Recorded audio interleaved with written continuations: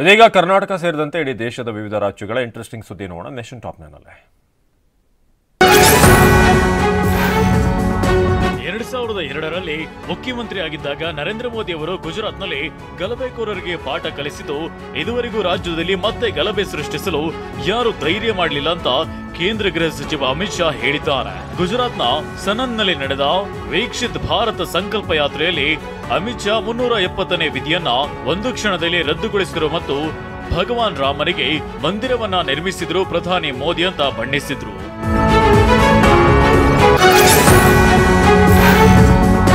ಕೇಂದ್ರ ಗೃಹ ಸಚಿವ ಅಮಿತ್ ಶಾ ವಿರುದ್ಧ ಆಕ್ಷೇಪಾರ್ಹ ಹೇಳಿಕೆ ನೀಡಿದೆ ಎಂಬ ಆರೋಪ ಕುರಿತಂತೆ ಜನವರಿ 6ರಂದು ವಿಚಾರಣೆಗೆ ಹಾಜರಾಗಲು ಜನಪ್ರತಿನಿಧಿಗಳ ನ್ಯಾಯಾಲಯ ಕಾಂಗ್ರೆಸ್ ನಾಯಕ ರಾಹುಲ್ ಗಾಂಧಿಗೆ ಸಮನ್ಸ್ ಜಾರಿ ಮಾಡಿದೆ. ಬಿಜೆಪಿ ಮುಖಂಡ ವಿಜಯ್ ಮಿಶ್ರಾ ಅನ್ನೋರು 2018ರ ಆಗಸ್ಟ್ 4ರಂದು ರಾಹುಲ್ ವಿರುದ್ಧ ಪ್ರಕರಣ ದಾಖಲಿಸಿದ್ರು. ಕೋರ್ಟ್ ಹಿಂದೊಮ್ಮೆ ವಿಚಾರಣೆಗೆ ಹಾಜರಾಗಲು ಸೂಚಿಸಿದ್ರು. ರಾಹುಲ್ ಹಾಜರಾಗಿರಲಿಲ್ಲ.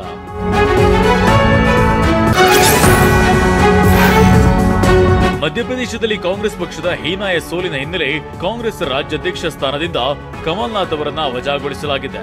ಮಧ್ಯಪ್ರದೇಶದ ಕಾಂಗ್ರೆಸ್ ನೂತನ ಅಧ್ಯಕ್ಷರನ್ನಾಗಿ ಹಿಂದುಳಿದ ವರ್ಗದ ನಾಯಕ ಜಿತು ಪಟ್ವಾರಿ ಅವರನ್ನ ನೇಮಕ ಮಾಡಲಾಗಿದೆ.